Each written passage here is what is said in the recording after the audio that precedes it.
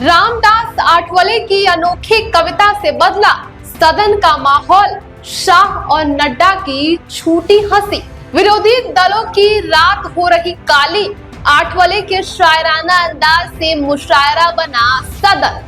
देखिए कैसे रामदास आठवले ने अपने हास्य भरे स्वर से किया विपक्ष पर कटाक्ष, सभी हुए लोटपोट। इतनी हो गई है रात, मैं कर रहा हूँ वक्त बिल पर बात। मैं दे रहा हूँ मोदी जी को साथ, मैं दे रहा हूँ मोदी जी को साथ, इसलिए कांग्रेस को मैं दिखा रहा हूँ हाथ। मोदी जी तो मुसलमानों की बात करते हैं, मोदी जी तो मुसलमानों की बात करते हैं, लेकिन कांग्रेस वाले मुसलमानों का आघात करते हैं। मोदी जी तो गरीबों की बात करते हैं और हमेशा नरेंद्र मोदी जी ने मुसलमानों की, माइनॉरिटी की, दलितों की, गरीबों की बात की है। अध्यक्ष महोदय, ये बिल जो है बिल बहुत ही सभी मुसलमानों को, मैक्सिमम मुसलमानों को, 90% मुसलमानों को न्याय देने वाला बिल है। ये जो बिल है, ये बिल असंवैधानिक नहीं है। डॉक्टर बाबा साहब अम्बेडकर जी ने संविधान बनाया, उस पार्टी से मैं आता हूं। मेरी पार्टी आरपीआई है, रिपब्लिकन पार्टी ऑफ इंडिया, और मेरी पार्टी मोदी साहब के साथ, एनडीए के साथ है। ये जो बिल है, बिल मुसलमानों पर आज तक अन्याय होता रहा। Congress party divide and rule की पॉलिसी करने का काम करती रही और मुसलमानों को, दलितों को न्याय नहीं मिलता था। आज मुझे लगता है कि जो ये बिल आया है, हमारे किरण रिजिजू जो ट्राइबल कम्युनिटी के, बुद्धिस्ट है, माइनॉरिटी के हैं, और इसीलिए मैं बताना चाहता हूं कि हम किसी को भी नहीं जाएंगे शरण, हम किसी को भी नहीं जाएंगे शरण, क्योंकि माइनॉरिटी के मिनिस्टर है रिजिजू किरण।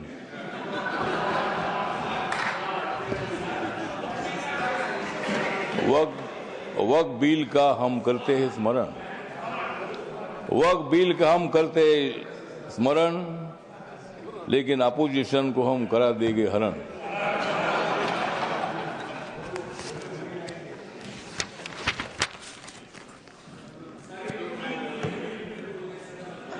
नरेंद्र मोदी जी है मुसलमानों के सच्चे वाली, नरेंद्र मोदी जी मुसलमानों के सच्चे वाली। खरगे साहब बजाओ जोरदार ताली।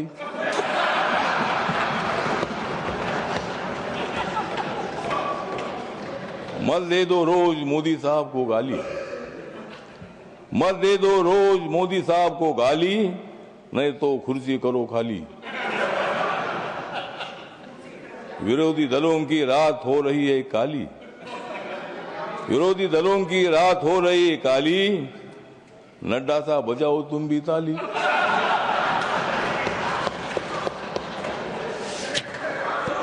तो ये जो बिल है, ये बिल बहुत ही परिवर्तनवादी बिल है। ये बिल हिंदू, मुसलमान, सिख, ईसाई, बुद्धिस्ट लोगों को जोड़ने वाला ये बिल है। ये जो बिल है, ये बिल असंवैधानिक नहीं है, जिस तरह आप बता रहे खरगे साहब। संविधान बाबा साहब ने लिखा है, आप भी बाबा साहब के अनुयायी है, मैं भी अनुयायी हूं।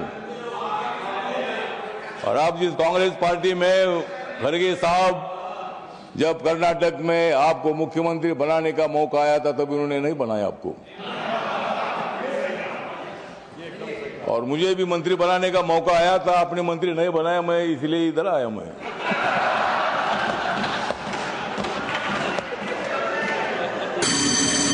लेकिन मैं आया, लेकिन आपने तो मंत्री पद का विषय नहीं है।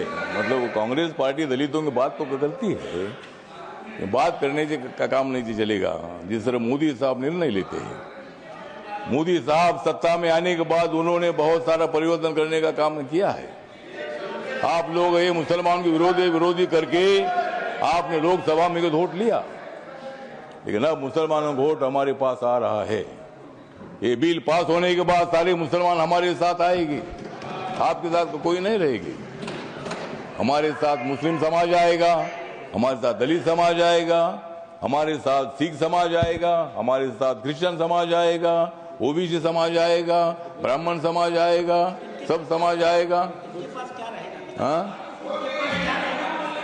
हाँ, उनके पास कुछ नहीं रहेगा, मतलब उनके पास कुछ नहीं रहेगा तो ठीक बात, कुछ ना कुछ उधर भी होना चाहिए। अपोजिशन की हमें आवश्यकता है, कुछ वोट उनको मिलना ही चाहिए, लेकिन मैक्सिमम वोट हमको मिलेगा।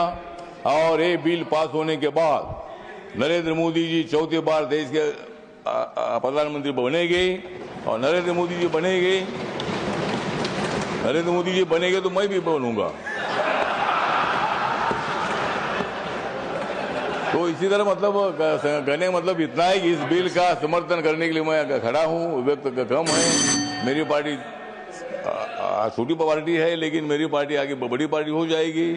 लेकिन अभी मैं अकेला मेंबर हूँ, लेकिन मैं जो मेरी पार्टी है, ये पार्टी बिल का समर्थन करती है।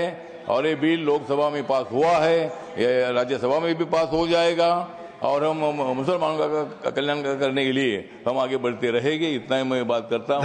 नमस्कार, प्रणाम। लेकिन जाते जाते थोड़ा सा किरण जी को मेरा कहना है कि बोध गया में जो हमारा महाबोधि महाविहार है वो बौद्ध समाज का है। वहाँ गौतम बुद्ध को ज्ञान प्राप्ति हुई थी। वहाँ लगातार 50 दिनों से आंदोलन चल रहा है, और वहाँ का जो ट्रस्ट है 1949 का कानून है, उसमें 4 हिंदू और 4 बुद्धिस्ट है। तो वहाँ बौद्धों की मांग ऐसी है कि भाई वो सभी मेंबर अपने होने चाहिए, अगर सरकार कर सकते हैं। धन्यवाद। करिए, इतना मैं बताना चाहता हूँ, और इस बिल का समर्थन करता हूँ। धन्यवाद।